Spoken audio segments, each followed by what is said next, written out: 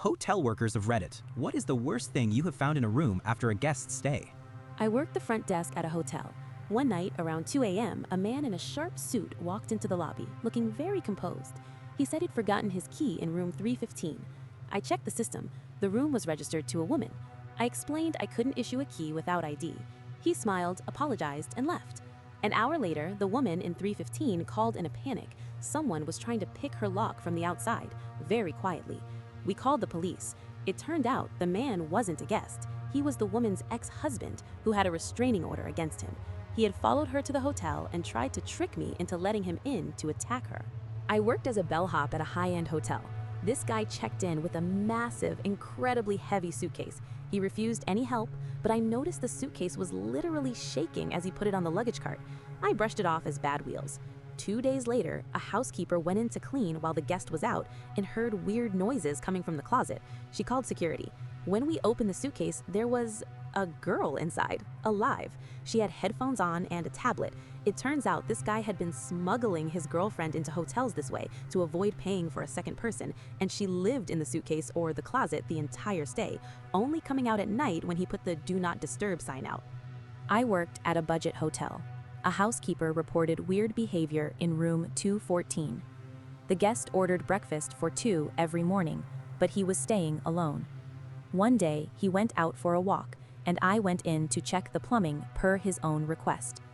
The room smelled like food, but was spotless. As I was about to leave, I heard a faint rustle in the crawl space above the bathroom ceiling panels.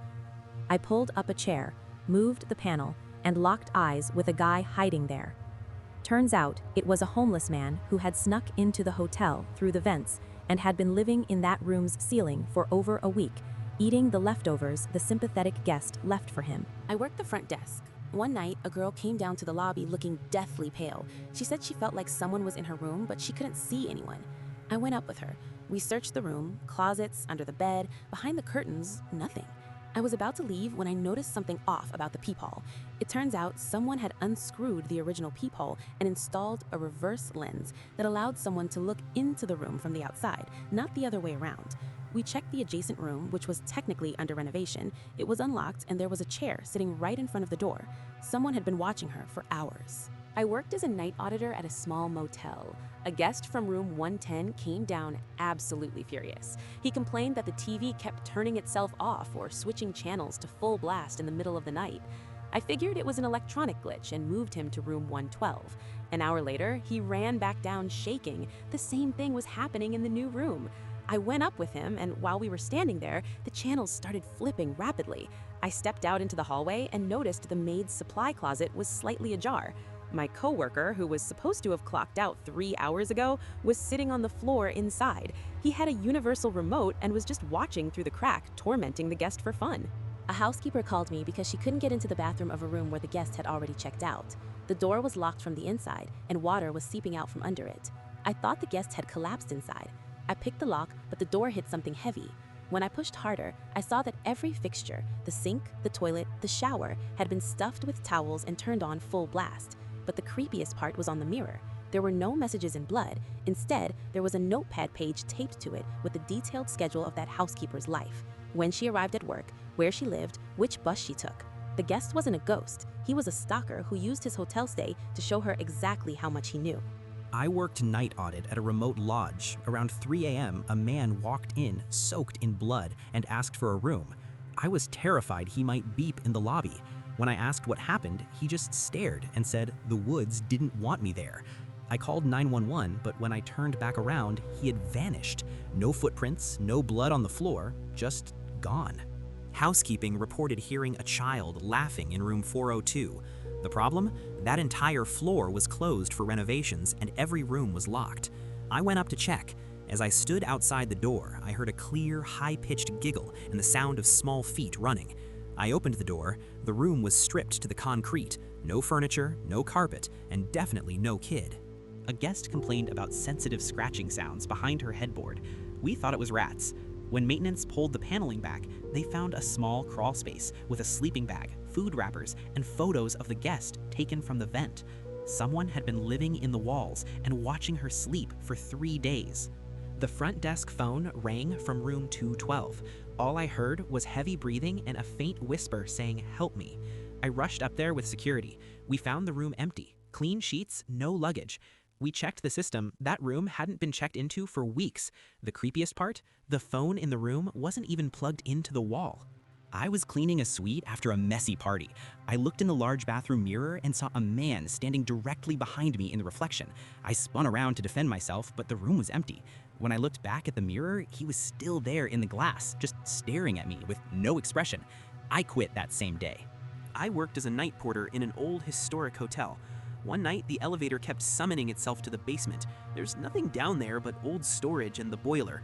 I finally went down to lock the power box. When the doors opened, the lights were flickering. I saw a man standing in the far corner, facing the wall. I thought it was a homeless person who sneaked in. I called out, "Sir, you can't be here." He slowly started turning around, but his body stayed facing the wall, only his head twisted 180 degrees.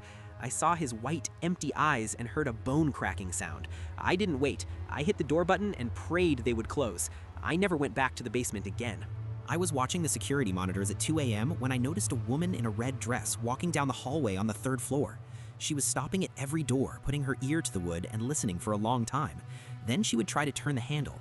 This is a huge security risk, so I headed up there to stop her. When I got to the hallway, it was completely empty. I called my coworker at the desk and asked, "Where did she go?" He sounded terrified. He said, "I'm watching the screen right now. You are standing right next to her. She is staring directly into your ear, but you can't see her." I felt a cold breath on my neck and ran. I didn't even go back for my jacket. I worked at a high-end hotel in a city known for its strange architecture. My job was the night shift, and the rule was simple. If a guest calls from a room number starting with a 0, do not answer. We don't have rooms starting with 0. One night at 3:15 a.m., the front desk phone rang. The display read, "Room 013." I ignored it, but it kept ringing every single minute. Eventually, I picked up, thinking it was a system glitch. All I heard was the sound of rushing water and a muffled thudding against a wall. Then, a woman's voice, sounding like she was underwater, said, "It's cold in the bathtub." I hung up, trembling. I checked the floor plans. There was no room 013, but there was a maintenance closet between 112 and 114. I took the master key and went up. When I reached the spot, there wasn't a closet door. There was a full hotel door with a brass 013 on it. The air smelled like stagnant lake water. I knocked and the muffled thudding stopped. I used the key. It turned perfectly. The room inside was identical to our suites, but everything was gray and damp. I walked into the bathroom, and the tub was overflowing with black, oily liquid. A woman was lying face down in it. As I backed away, she started to rise. Her skin looked like wet paper, and she had no face, just smooth flesh where her eyes should be. She whispered, "Are you here to fix the drain?" I ran for the stairs. When I got back to the lobby and looked at the security monitors, the hallway between 112 and 114 was just a blank wall again. The log showed I had been standing in front of that wall talking to air for 20 minutes. I fainted on the spot and never went back to that floor. I worked the night shift at a luxury boutique hotel. One Tuesday, a man checked in around 11 p.m. He had no luggage, only a small briefcase, and he was wearing a tuxedo that looked decades out of style. The weirdest part? He never stopped smiling. Not a friendly smile, but a wide, frozen grin that showed too many teeth. An hour later, the guest in 311 called, complaining about a wet thumping sound coming from the wall of 312. I went up to investigate. As I approached the door, I heard it. Thump, squish, thump, squish, like someone was hitting the wall with a heavy, wet towel. I knocked. The sound stopped instantly. The smiling man opened the door just a crack. He was still grinning, but he was sweating profusely, and his tuxedo was messy. He said everything was fine and closed the door. I went back to the desk, but I couldn't shake the feeling. I checked the security feed for the hallway. The man hadn't left, but I noticed something I missed before. When he checked in, he didn't have a shadow. I thought it was just the lighting. Then the phone rang. It was 311 again, whispering, "He's under my door." I looked at the monitor. The smiling man was lying flat on the floor in the hallway, pressed against the bottom of door 311, trying to force his fingers through the gap. I called the police and ran up with a heavy flashlight. When I turned the corner, the hallway was empty. The police arrived and forced entry into room 312. The room was spotless, except for the bathtub. It was filled with raw meat from a grocery store, dozens of packs, unwrapped and piled up, and on the mirror, written in what looked like grease, was, "Thank you for the invite." We never found out how he got the meat in there without luggage, or where he went. He just vanished.